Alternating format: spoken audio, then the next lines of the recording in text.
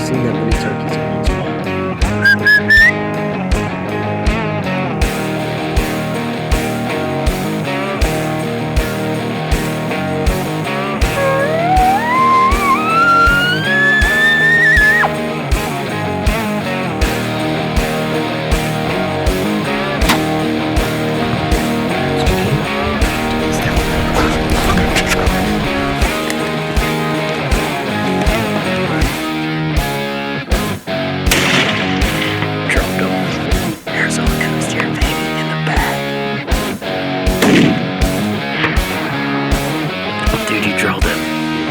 He's a monster.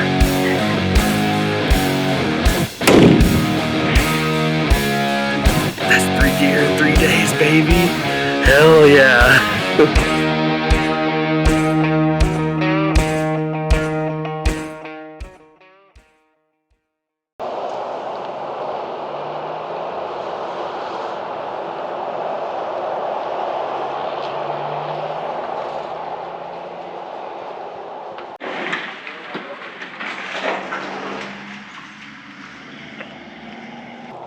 What'd you need to pick up? I had to pick up a binocular adapter for the tripod because I didn't have one. And I got some earplugs so I don't blow my eardrums out. Good call. Alright, so we're on our way up to Wyoming. We're heading out on a early October mule deer hunt. And we'll be getting up there about 4 or 5 days before the hunt starts, just to kind of go scouting. Hopefully we can locate a buck before the hunt starts. That'd be ideal. But yeah, plan is to get up there, kind of learn the area because we've never been up there before. We just kind of used Go Hunt and found a unit that we could draw with the points that we had, and that had good success rate and decent trophy potential. So this isn't a trophy unit by any means. Trophy potential is about 140 to 160 inches, so nothing crazy, but just wanted to get a tag in our pocket and go hunting. And so we're heading on up to Wyoming, and it's going to be some interesting country. It's going to be kind of like breaks and badlands type of country. It's going to be fairly open, so it's not going to be high mountain or alpine or anything like that. And so some more low country. It's not a migration unit either, and so it's, you know, lower country, and these deer are just residents for the area. So that's kind of where we're heading to. I think that's about it for right now. Just on the road, other than going to Jackson Hole to go do some snowboarding. I've never been to Wyoming, so pretty excited to go visit the state and hunt a new state. So yeah, I think that's about it for right now. Alright, so we just came up this pretty rough road to just to kind of get to where we want to hunt and then find a spot to set up camp. So this is the spot we chose. Got the cooler off the back of the truck, and this is where we packed all of our food for like 2 weeks or 20 days or however long we end up here. You know, it could be 20 days. So this thing's completely full of food. And then Braden had a gallon jug of Arizona tea in there, and this whole cooler, like on this rough dirt road, looks like this whole cooler, all the contents are just bouncing straight up and down in there, because it's all like everything was boxed and packaged, and you can come show them, like everything is a mess. I had a bunch of cheese in the bag's empty, and I have no idea now where all my cheese is at. It's in here. It's in here somewhere. All my cheese stayed in the box. But his entire Arizona tea jug emptied into the cooler.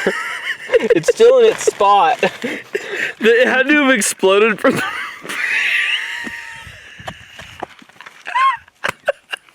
or it was just going up and down so hard that it hit the top. The cat exploded. Exploded off of there. I'm crying right now. But a whole gallon of Arizona tea emptied into the cooler. Oh my god. So that's done. That sucks. Pretty much. It's gonna be sticky so no more liquids or drinks in the cooler. Yeah. With the food. We figured that one out. But everything is just all over the place in here. It's thrashed in here. But everything's gonna be a little sticky from here on out. Yeah, that's for sure. God dang.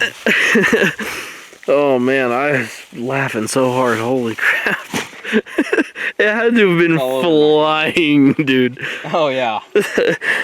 God, my cans were all in there nice and flat, and now they're just everywhere. Yeah. So the cans were on the very bottom too, so stuff was The entire flying. contents of this cooler was just... Don't ask me how the potato chips are still intact. I don't know how they're still in the bag. Are they wet?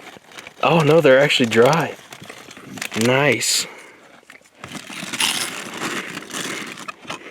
The chips are good. But this is our campsite right here that we chose. Kind of the only spot that's not full of sagebrush. And we are like right up on top of a ridge, so it's not great as far as like wind protection goes, but it's not supposed to get too windy or too stormy out here on us. At least within the 10-day forecast. Yeah. But just getting the tent set up right now.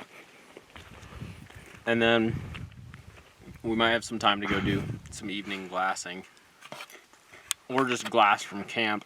There's a point right here behind us that we could just walk to the top of. And probably glass right up off the top of that. So that might be what we do tonight. Yeah. And then tomorrow just spend a full day scouting out this other zone. So the road looks like it gets even worse, so I'm not sure about driving the truck all the way back in there. So we'll see.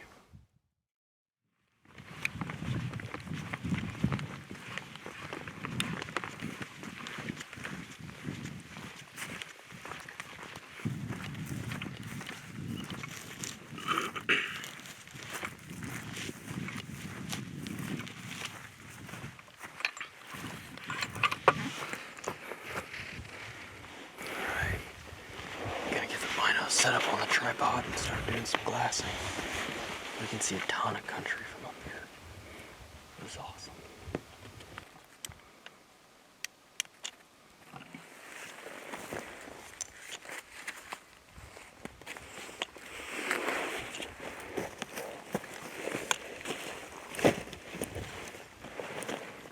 I'll start looking over here if you start looking over there. Okay.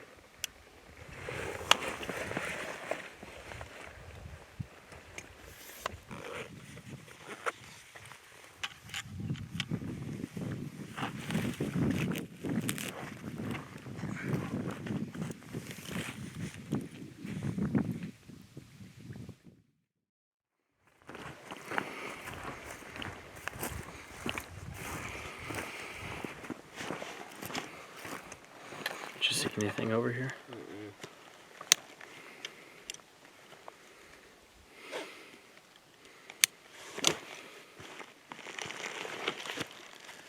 Yeah, I didn't see anything over here, but we didn't see anything tonight at all, period. Besides some pronghorns. Which is kind of a bummer, you know? Even just walking the road, it doesn't look like, you know, much deer sign crossing the road or walking down the road or anything like that. And not much for like, you know, usually you'll see in good deer areas, you'll see like trails going up and over ridges and saddles, or you'll see trails going across side hills, and I didn't see a whole lot of that. So maybe there's not any deer in here, maybe there's not that many, but it is also our first evening of glassing. You know, usually I find the mornings to be a little bit more productive, so we'll come out and give it a morning glassing session tomorrow. If we see absolutely nothing, then maybe we'll head out and go just keep looking. We're in a wilderness study area, but it's not very big, so we can glass. In some areas we can glass all the way, you know, back to the nearest town, and we wouldn't be able to tell what it is, but if it was a deer, we'd be able to tell that it was a deer. So just haven't seen much of anything promising, but it's still early on. It's just the first evening, and we'll hit it early tomorrow morning. We're gonna hike back to the truck and then head on back to camp and get some dinner and get some rest. It's been a long day. Yep. 12-hour drive plus afternoon or evening glassing session, so it's amazing when you get up early in the morning how far you can go and what you can accomplish in a day.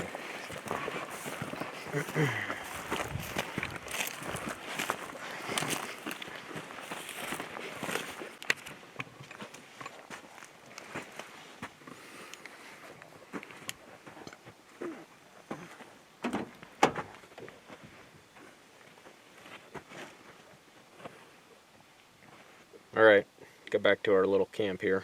Gonna have some dinner and get our bed set up after dinner.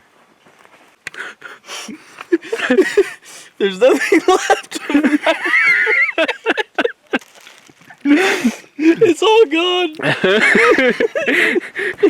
I had the bread on the very, very top, and it's all fucking crushed.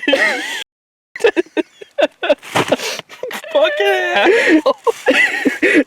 Oh, God. We need to secure it in here more. It's the first run with this cooler, dude. Oh, this thing got totally destroyed and disorganized. My bread, dude. God, dude. I was planning on having sandwiches like every day. You can still eat that. I mean, yeah, but... Alright, just got up. It's still dark out. We're gonna head up the road a little ways. Park in the same spot we parked yesterday, but we're gonna hike further and to a higher point. It'll let us see a little bit more. Just do some more glassing today and see what we can come up with.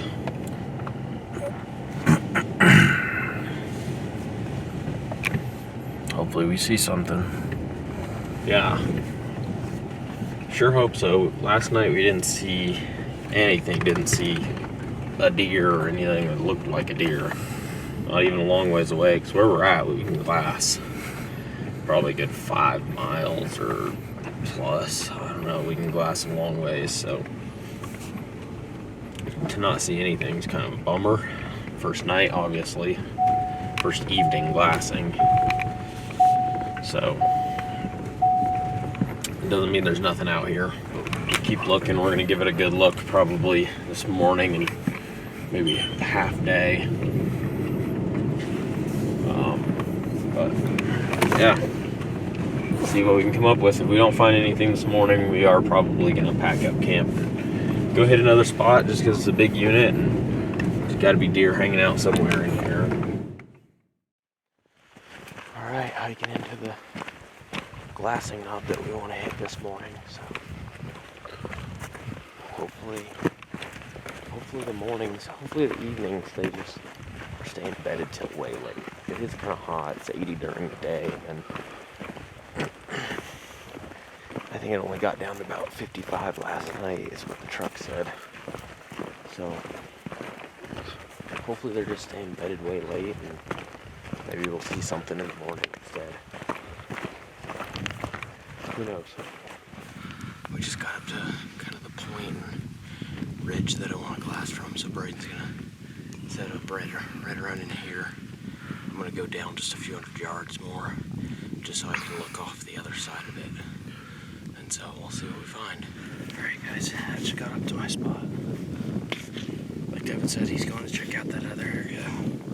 So I'm just getting my stuff ready real quick. I'm gonna get set up, we'll get some glass and I'll get some shots for you guys so you guys can see what I'm seeing, and we'll take it from there.